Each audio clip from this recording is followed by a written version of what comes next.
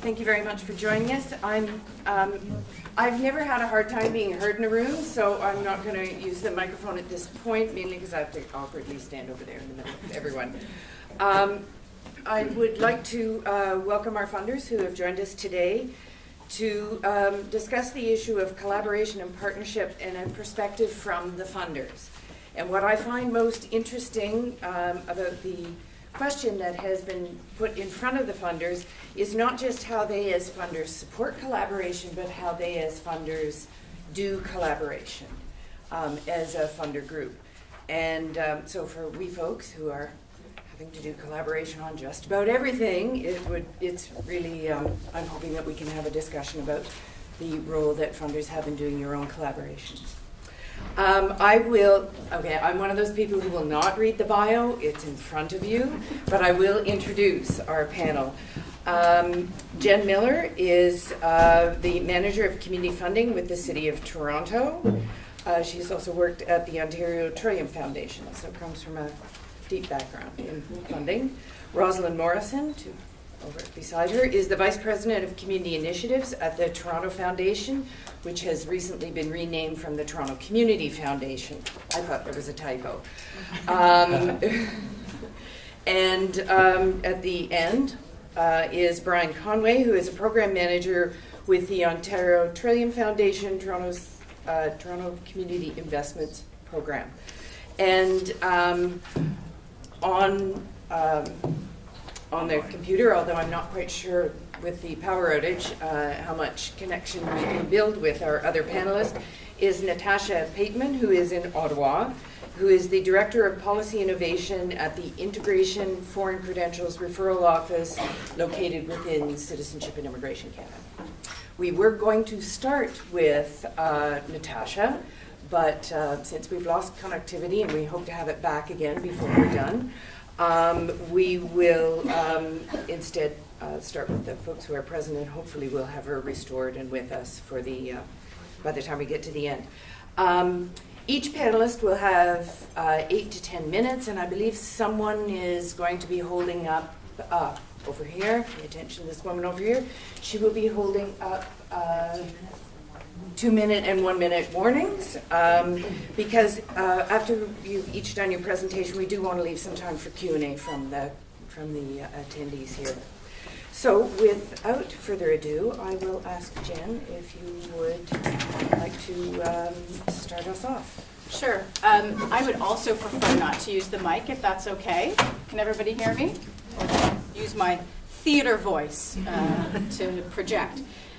So thank you for inviting me here this morning. I was here last year as well, also speaking on collaboration. So for those that were in the room then, there is a little bit of repetitiveness, but in the same way you have to hear people say yes 3 times. Communication is all about saying the same thing over and over again until it sticks. So, but I am excited to talk about collaboration with a bit of a different slant than I was asked to last year, which is around why and how do funders collaborate with one another. And I think it's a particularly important conversation and challenge for funders to be part of, if only because it's about walking the talk. It's completely hypocritical for funders to prioritize partnership and collaboration if we're not willing to model that ourselves. And I have been in foundation funding work for over 15 years, and I really have seen a tremendous shift in that time among funders, and our willingness and openness to collaborate with each other, and also work differently with the sector itself. So I'm quite encouraged. I mean, collaboration, just like any relationship, is hard, difficult work. It's often not linear. There's lots of peaks and valleys, but I think we're in a good place. So I'll share a few thoughts, and then I'm happy to answer questions that folks have. So, why would funders want to collaborate? I mean, certainly the issue of scarcity of resources whether they're dollar or people resources, is a factor for funders, if not in the same way that the not-for-profit and charitable sector experience that issue. But it does beg the question: why would we want to do something that takes a significant amount of energy, coordination, and probably most importantly or most challenging, compromise? And really, it's for the same reasons that that anybody would engage in partnership, meaningful partnerships. The opportunity to be more strategic over the long term to save time and resources, if not in the immediate future. To increase our knowledge of the issues and strategies and effective interventions that the communities that we support and sectors that we serve face. And finally, it's the opportunity, the hope of having a greater impact with the resources that we invest.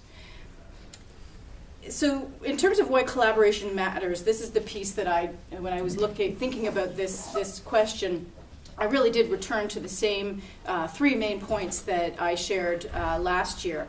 And I did consider kind of rewording them for freshness sake, but the essence of it really still, for me, stands in terms of why collaboration is important in the work that we do. The first being that a lot of different people know a lot of different things. And more and more, the work that we're engaged in as funders and as folks in the sector, as community residents, isn't about a single expert opinion on how to fix something. Rather, it's the patchwork or the puzzle coming together to come up with that solution. So why wouldn't we want to leverage the knowledge that we have at our disposal and the variety of stakeholders that bring that knowledge to bear? Secondly, I really do believe, in the same way that I know that collaboration is often used as a buzzword, but I believe that it is more than that, and I do believe that it's the future. I think that the technology that we have at our disposal, the connectedness of communities and people means that we will be working more integrated together. And so it serves us to be poised to embrace the potential of collaboration as a future-facing approach.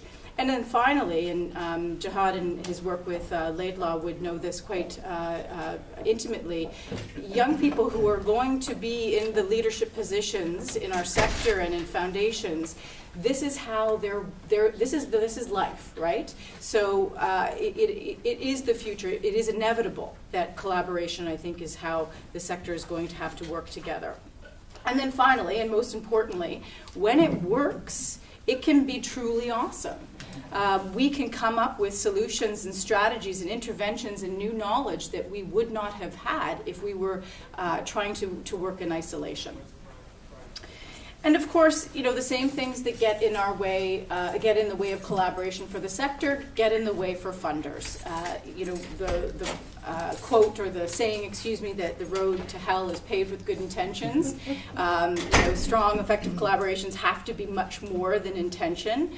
My lessons learned over the years that the discipline and intentionality and really developing that collaborative muscle and paying attention to it is just like trying to learn how to do the plank for 2 minutes. You can't do it one day and then not come back to it for a week. You get 5 seconds if you're lucky. So really, paying attention to that collaborative muscle is important. Certainly, the ego and the agendas that I've seen in rooms with funders, and I've brought myself, in rooms with funders, is a significant barrier. True collaboration is truly more than convincing others to support your perspective on things. And then, really a reality for us is that funders work with different contexts and different constraints. As a public funder, where our funds come from the City of Toronto, I have different realities than the Toronto Foundation has, and also the Ontario Trillium Foundation. So trying to find a language and a culture that bridges all of that is a challenge.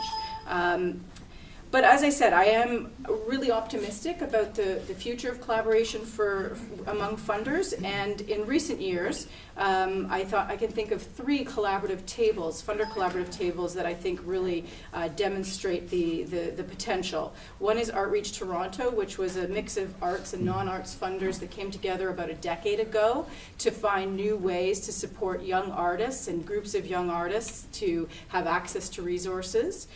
It was a funders pool initially. It now is a project based out of Tides Canada Initiatives. It was once housed at the Laidlaw Foundation.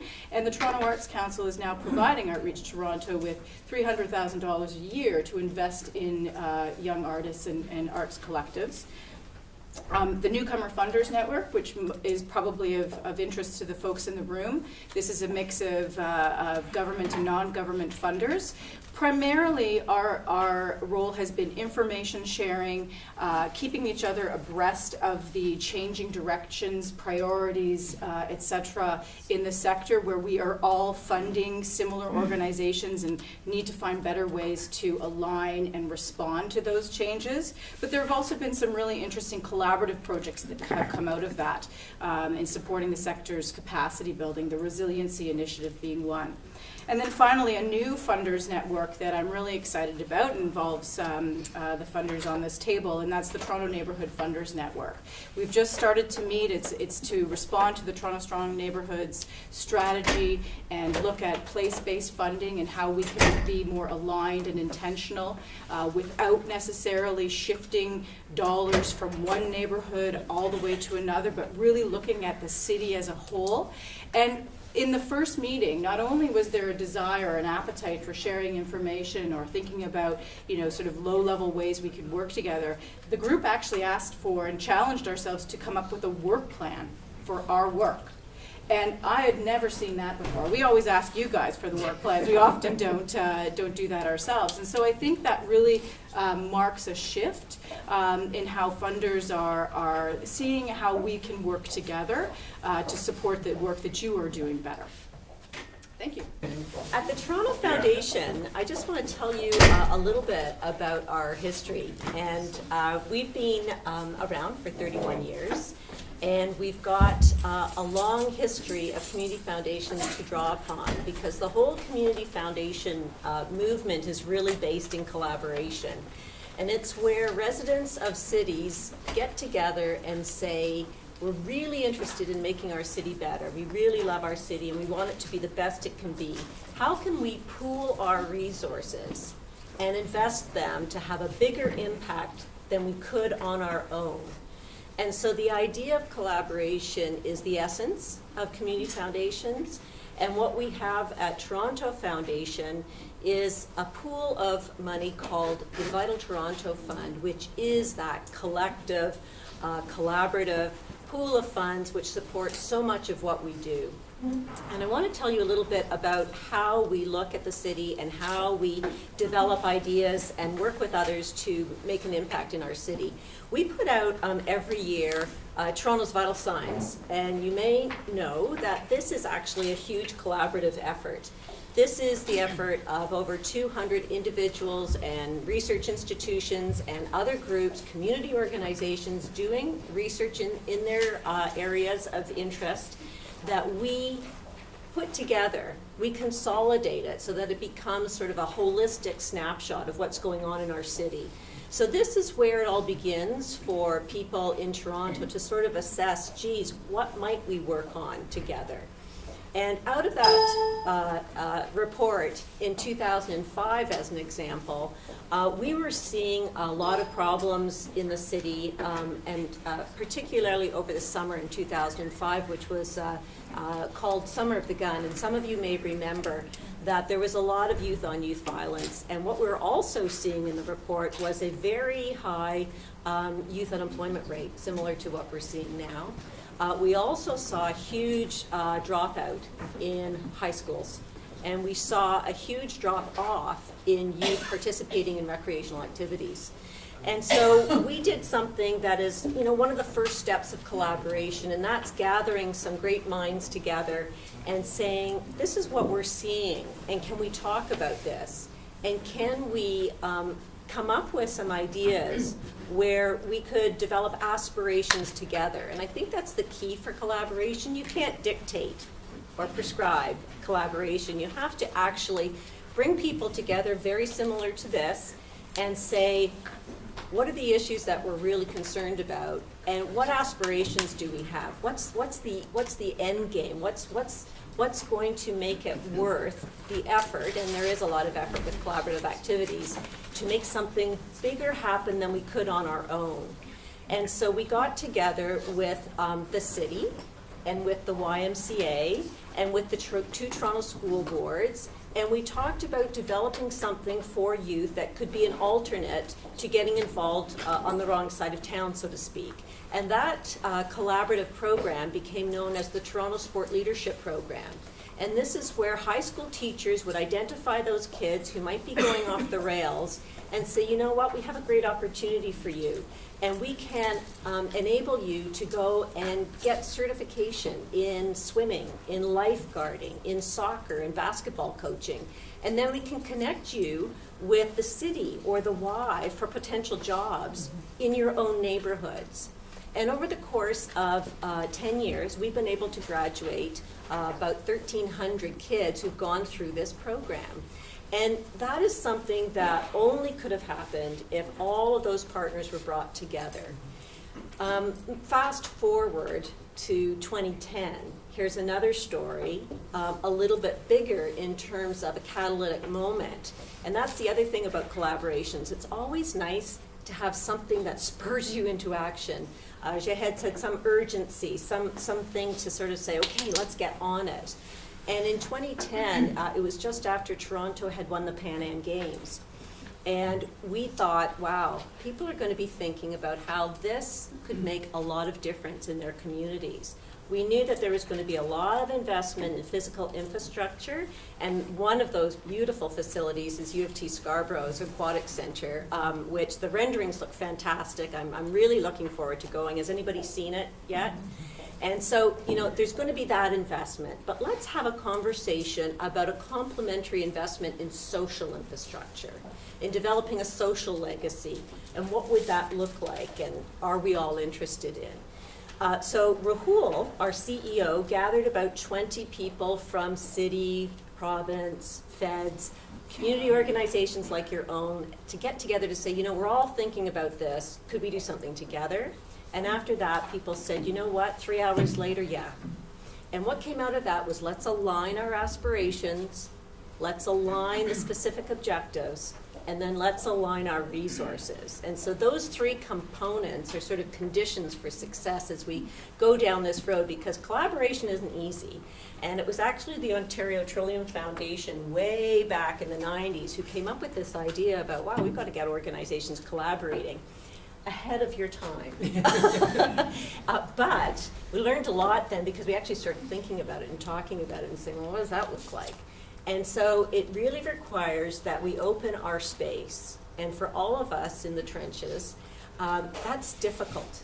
It's difficult to say, I'm going to add one more thing to my plank or my day or my week or my month schedule. How are we going to do that? And it's a real gear shift. It's a gear shift mentally and emotionally, and you know, we still have to hit our targets and all of that, but we have to make that space.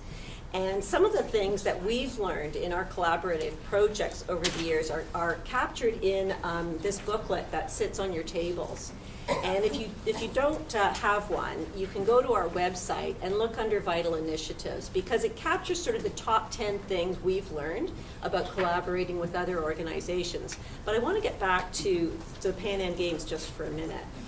And we went from that initial convening like this, and we said, okay, the footprint of the Pan Am Games is going to be across the greater Golden Horseshoe. We need to gather people in their own communities to say, what would you like to see? And how would you articulate your aspirations? So we went to Ajax, and we went to Toronto, and went to Hamilton, and we gathered people together, and they created sort of headlines. A lot of fun. You've got to include fun in the process. And the fun was, okay, picture the headline on, I don't know, the Scarborough Mirror, or picture the headline in the Toronto Star, picture the headline on the Huffington Post, and what would that look like? What would your headline be? And somebody said, well, I'd like newcomers to meet longtime residents. Another one was, we need to give youth more voice, more opportunity, more activity, and it went on and on, all of these aspirations. And then something else happened, and this is where timing is everything. Toronto won the Ontario Summer Games bid, and that gave us the opportunity to actually test drive a lot of ideas, a lot of the aspirations, a lot of the things that everybody was thinking about. And so we got together for the very first time and we created a committee, but not just any committee. It was the first Legacies Committee that any Ontario Summer Games had ever seen before. And that group of 50 people, like yourselves, said, okay, we've got these aspirations. We know we want to really go into this sense of belonging issue, which we were seeing in Toronto's vital signs as, is really wobbly. Do people feel like they really belong to their communities? Or we've heard that we want to give youth more opportunities and more voice. Or we know we all need to get more active. How do we do that? And then the really interesting piece was around bringing divided communities together. We knew it was in Toronto, we had an issue around that, but in Ajax, Hamilton, same thing. So we thought, okay, how do we develop a program? And the program that we developed is called Playing for Keeps. And if you've ever developed an impact report for anybody, it shouldn't be any bigger than this. This is your impact report because this tells the story about what you're doing, and I'll just briefly tell you what's on this game board. Fun game board. It's online if you want to. Terrific, and we'll go to that in a minute. And it's 17 organizations across the city. Lee Soda is leading one of them. And it's all about having those organizations imagine what a group of social legacy volunteers could do in their communities. And let's take all of those volunteers, like we did at the Ontario Summer Games year, and bring newcomers, youth, and longtime residents together and give them community leadership training. And then let's have a lot of fun in our communities. Let's build trust, let's build social capital, let's enable all of us to get to know each other a little bit better and have some fun, have some Playing for Keeps neighborhood games, and what does that look like? And after people have some fun and play neighborhood games, let's go a little deeper, and what can all of these volunteer ambassadors do in their communities to deepen community vitality, to actually enable those 17 organizations across the city to do more in that area. So every aspect of this project is also collaborative. And I want to sort of leave with the video, which we developed at the very beginning of the Playing for Keeps story, and it was all around capturing those aspirations. It's the big why. Why would you do this anyway? So when you're talking about what's going on in your communities, what's going on in your organizations, and what do you really want to have an impact on, it's got to come from that why. And then what are your aspirations? And then how do you make it fun so that everybody can continue to add one more thing to their list and make that plank stronger and longer, and that get us all into a position where we are building healthier, more active, and better connected communities. And that's what Playing for Keeps is all about. So this is a hint of where we started, and this is the report on how far we've come with over 1,000 Playing for Keeps volunteer ambassadors, 17 fabulous organizations, 650 neighborhood games, and over 22,000 Torontonians participating. That's collaboration. So we'll show you the why.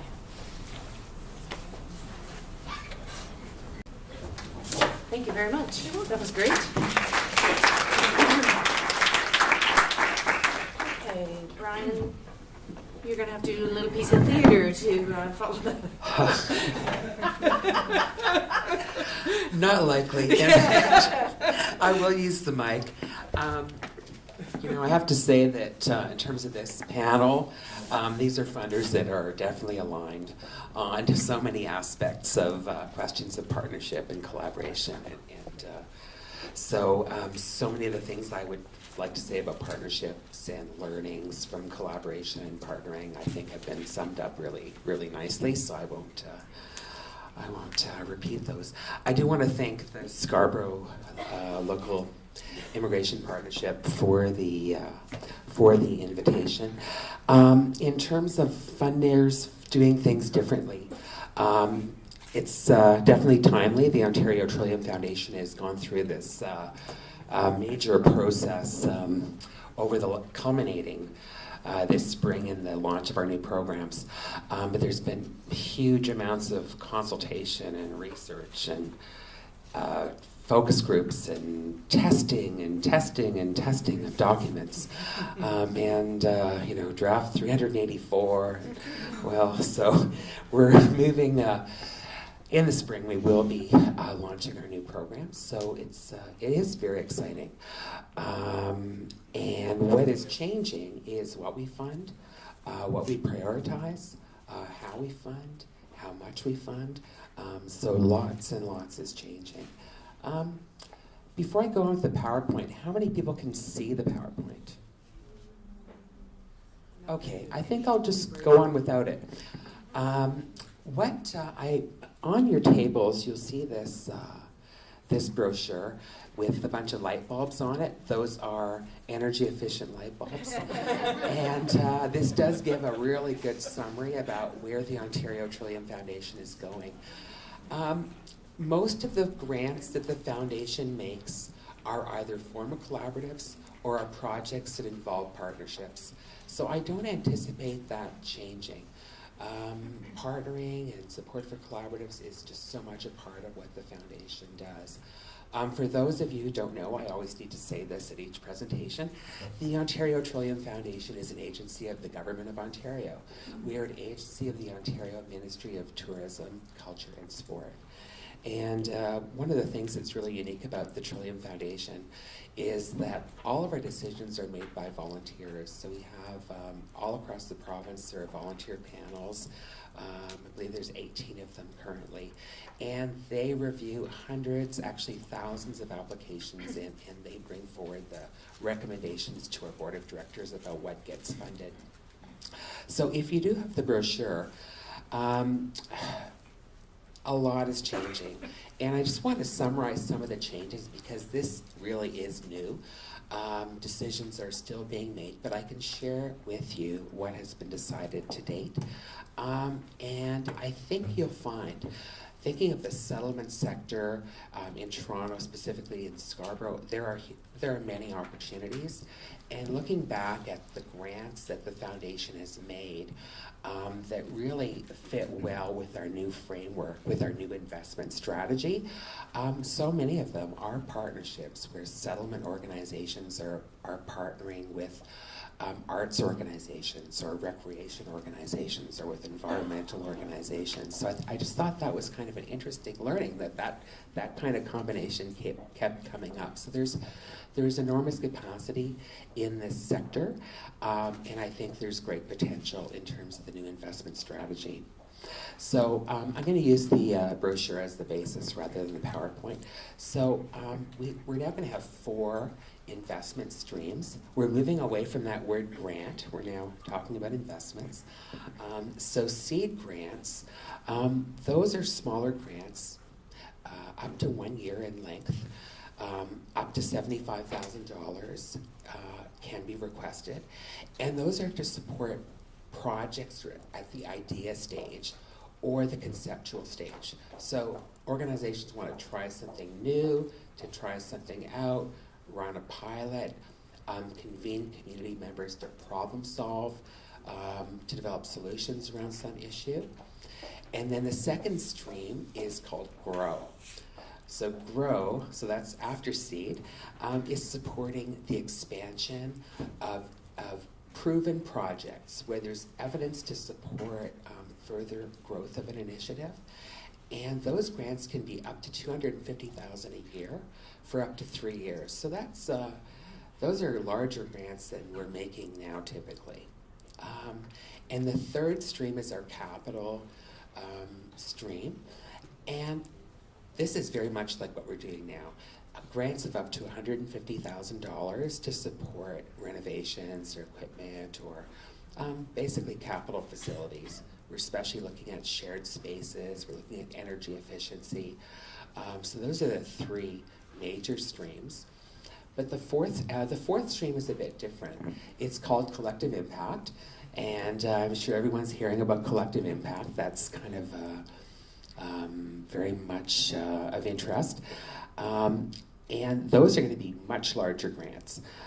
Those grants can be up to $500,000 per year for up to 5 years. So they could be as large as $2.5 million, which isn't really the kind of grants we've been making in terms of size.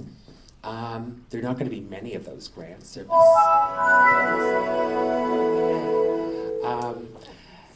So collective impact, yes.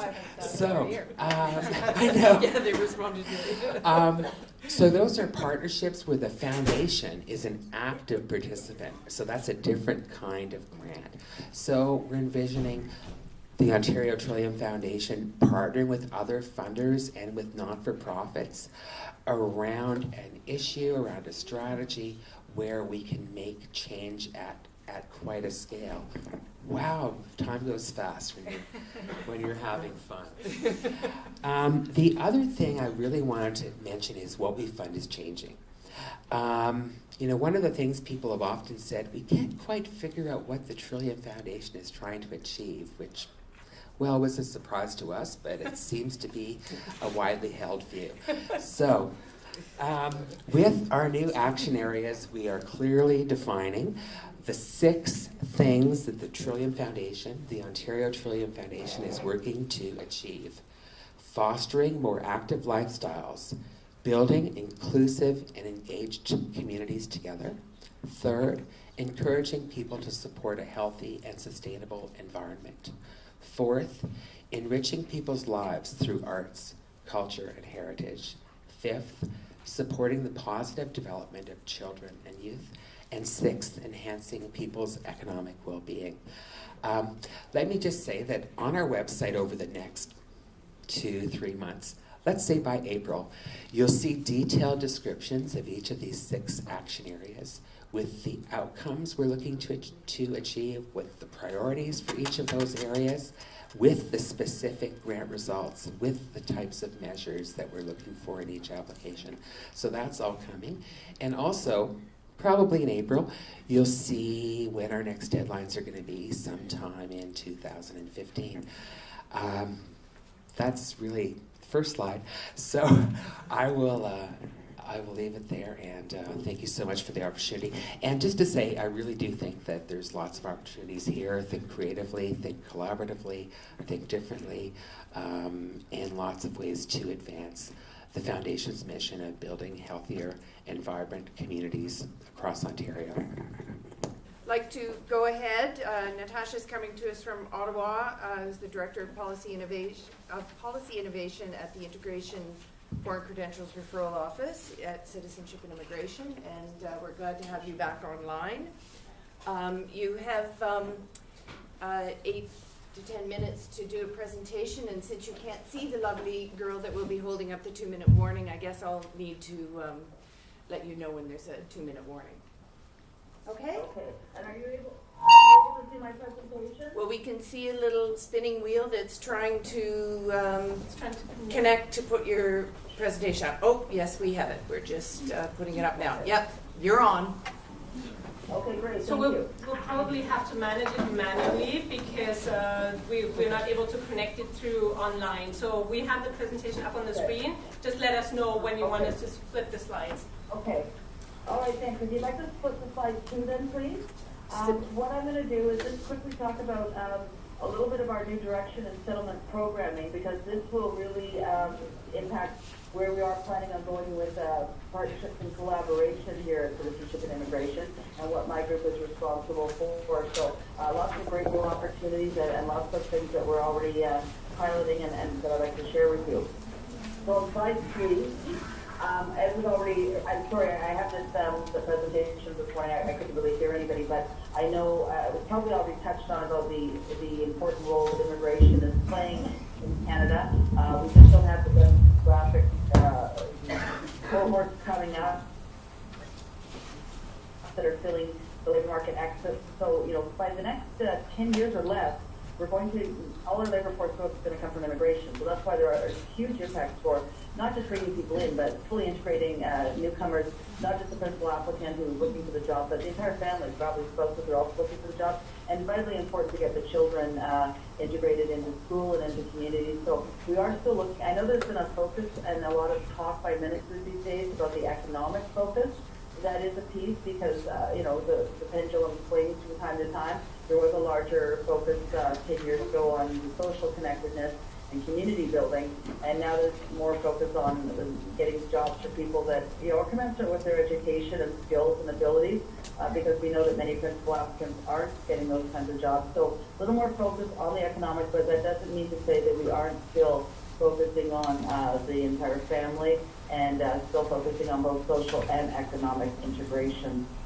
On slide 4, we are still dealing with a number of barriers to both social and economic integration for newcomers. Many newcomers lack both social and professional networks.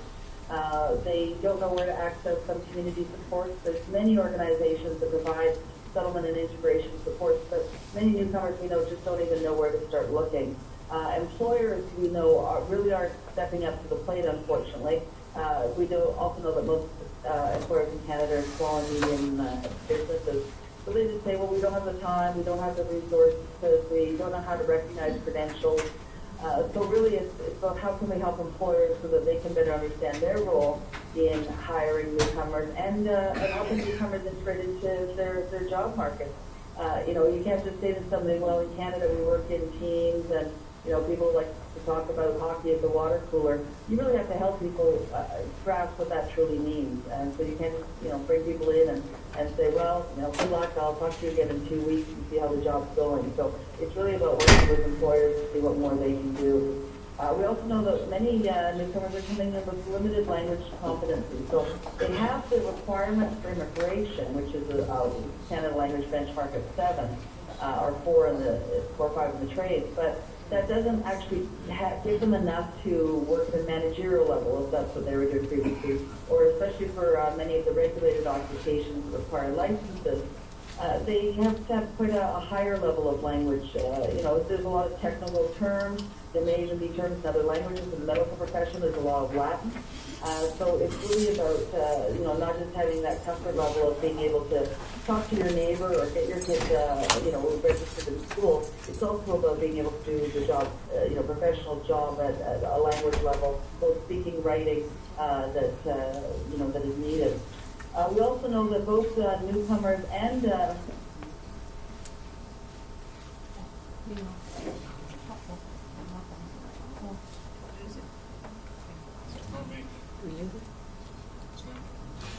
She lost What'd us. you do over there? newcomers have a lack of understanding of credentials. Newcomers think that all of their credentials from regulatory bodies and or employers. And of course, most of the labor market, about 80%, is non-regulated. So it's up to the employer to say, yes, I believe from your paper, and you, proving to me that you can do the job, that you can do the job.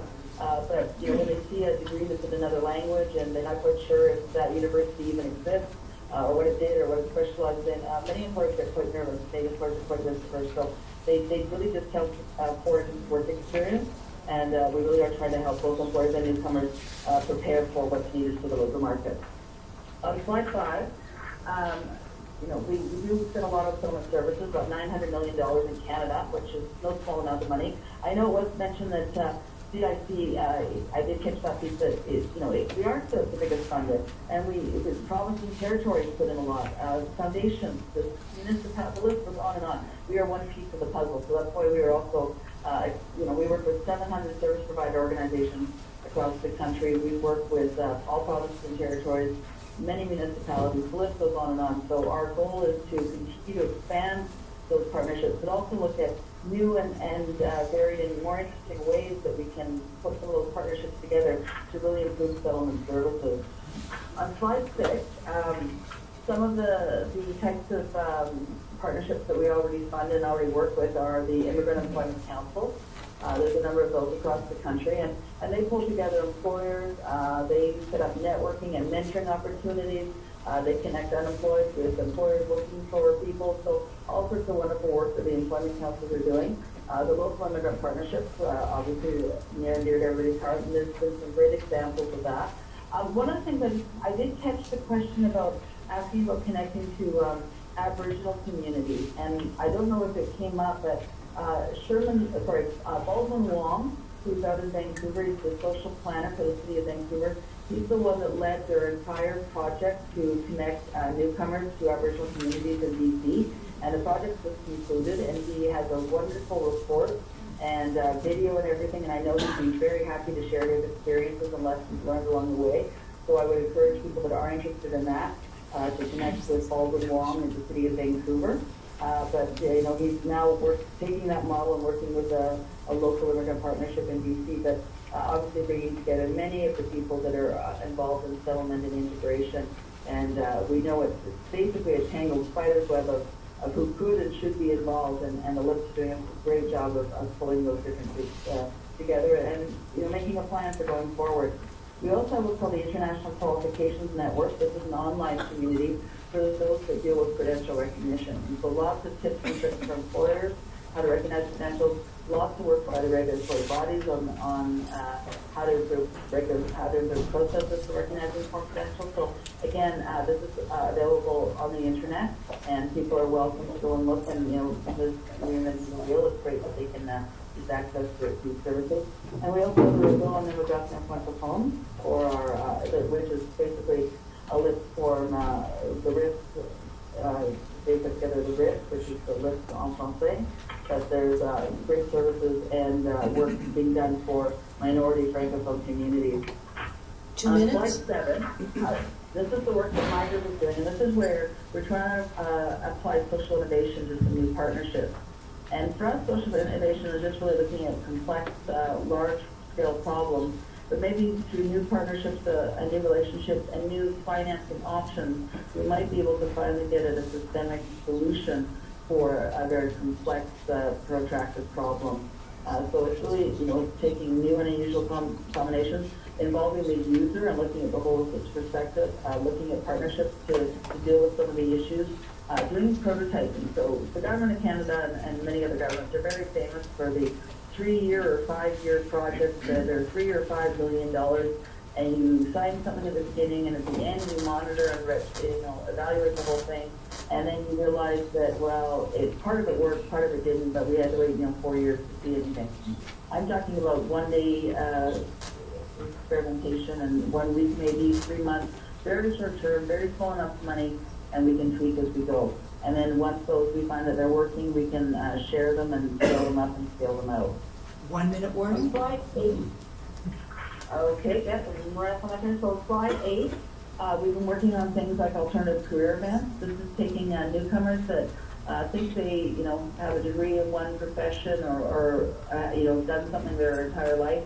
But in Canada, we're a country of alternative careers where almost everybody uses the skills from their diploma or their certificate or their degree, but doesn't necessarily actually do a job exactly related to that credential. So we really are telling newcomers it's not a failure option. It's really a reality in Canada, and it's great that you can find a very rewarding, satisfying career. So lots of success with those.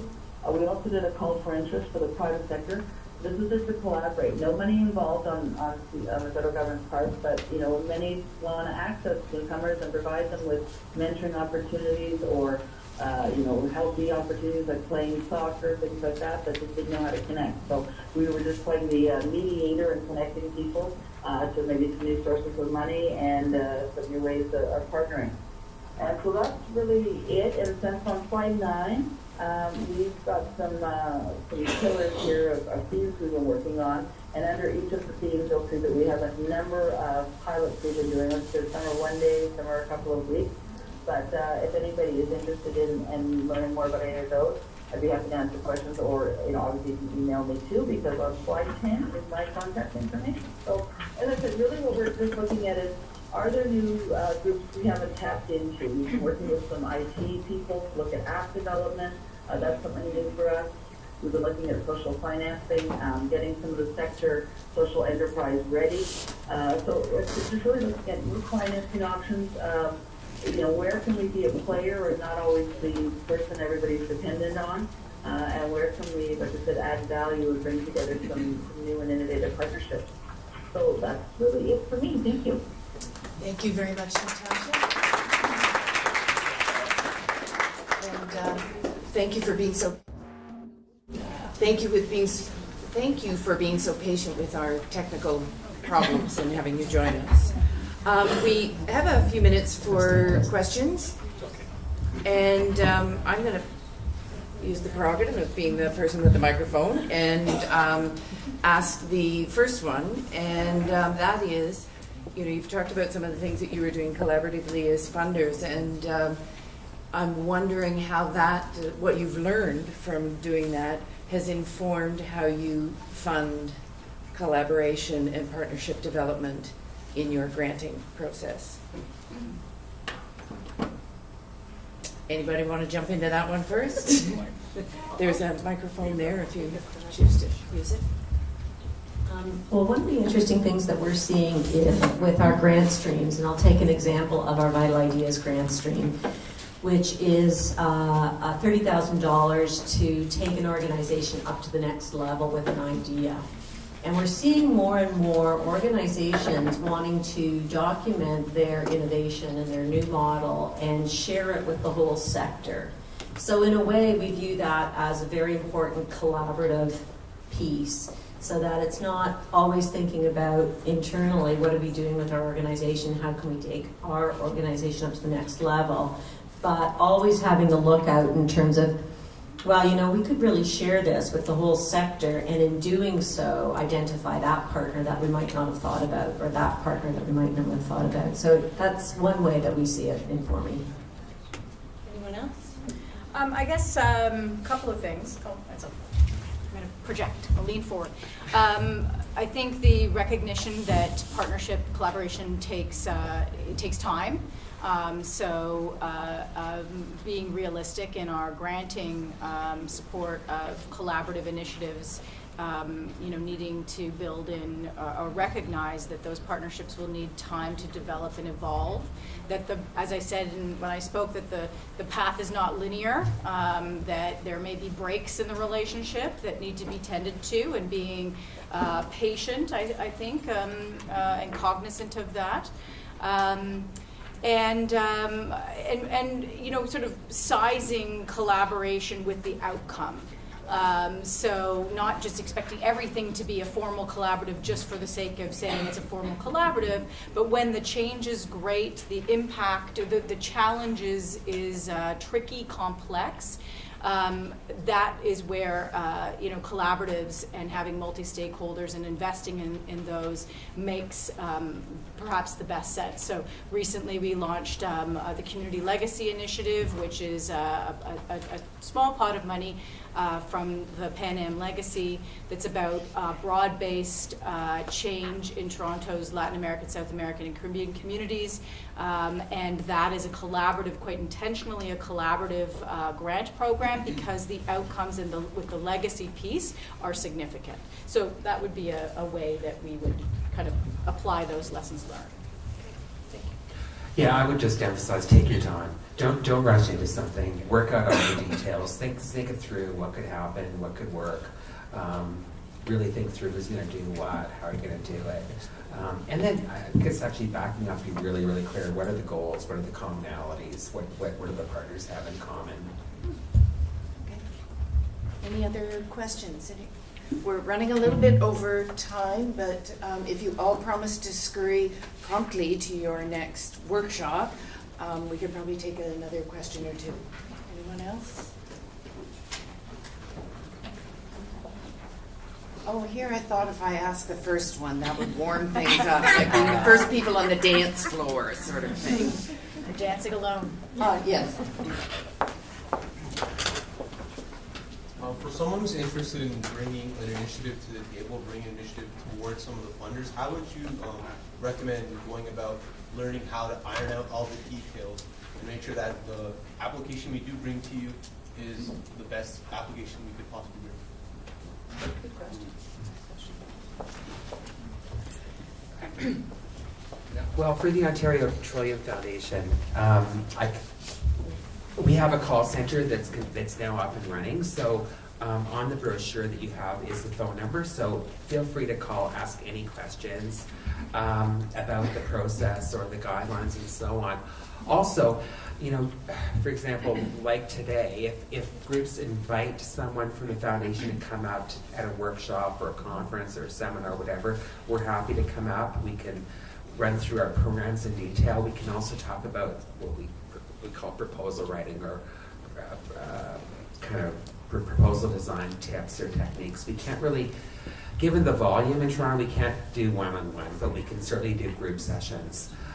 So we're quite willing to do that. Also, I'd say look at the websites of the funders that you're interested in going to, because often the websites have a lot of information. Some of them have really detailed proposal tips. I mean, whether it's the foundation, the Ontario Trillium Foundation's website or the city website, there's just tons of useful information that, and then the other thing I would suggest is if you want to replicate a model that's, say, happening somewhere else, like, I don't know, Kitchener or wherever, talk to the people there and see how they went about what the steps were, what made it successful for them. Any of the other funders want to take a kick at that? Natasha, did you want to? That's a good point. The website is a valuable resource. I know when we put a call out for proposals, if people do have questions, they email the question in, and then the answer gets posted so that everybody else can look daily and see. But previous calls are still kept in archives, so I think it's very handy. And also, if you do, really have a burning idea, do up a little 2-pager, just or a 1-pager of what you think the concept is and who you think your partners are and the money. And certainly calling, our regional colleagues or even us here at headquarters.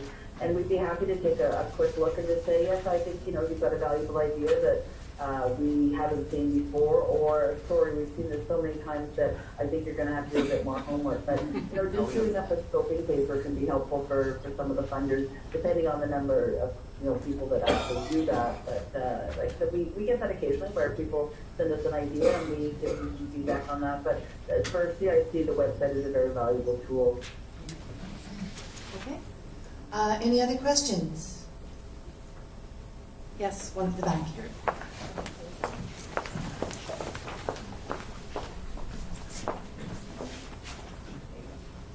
Hi everyone, so my name is Nicole Watson. I'm with the Toronto Newcomer Office at the City of Toronto.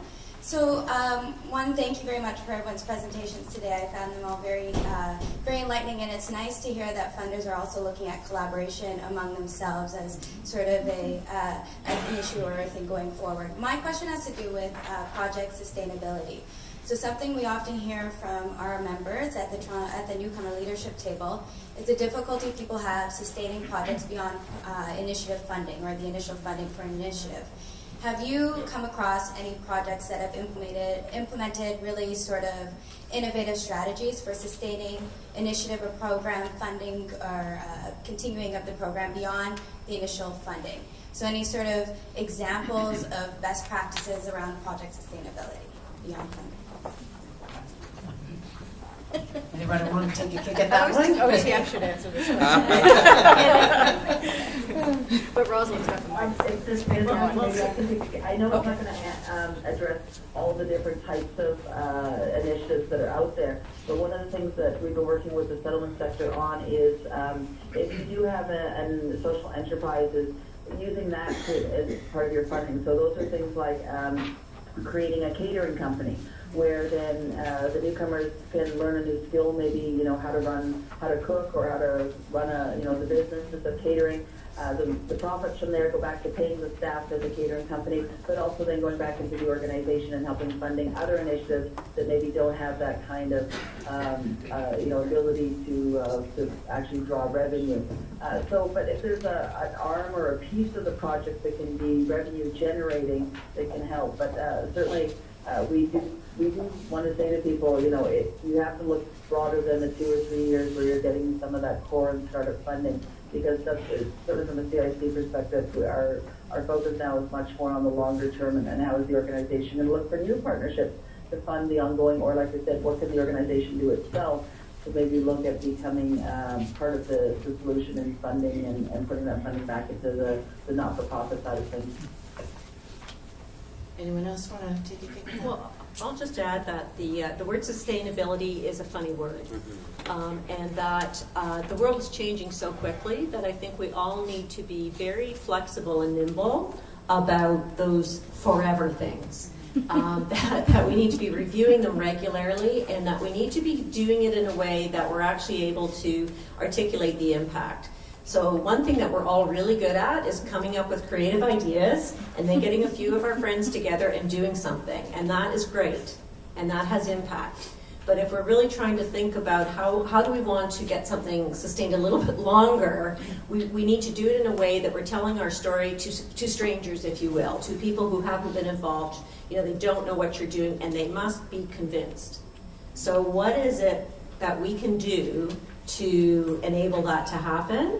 And that is, I'm going to bring this phrase up, evaluation and measurement, because he did. and to figure out, you know, how can we do that effectively, but how can we tell an impactful story? Because one of the things also that we're really good at is doing good work in the trenches. And who has time to communicate? But we have to figure out how to do that really effectively, because that can sell our idea for a longer term support. Thank you very much. I'm getting, kind of hints that I need to wrap this up. I'd like to thank all of our panelists for coming today and giving us the information about what you're doing and the direction you're moving in and how you are, in fact, collaborating amongst yourselves and supporting collaboration in the community. I'm sure you'll have a few follow-up phone calls or contacts out of today's presentation. There was supposed to be a 15-minute break, but anyway,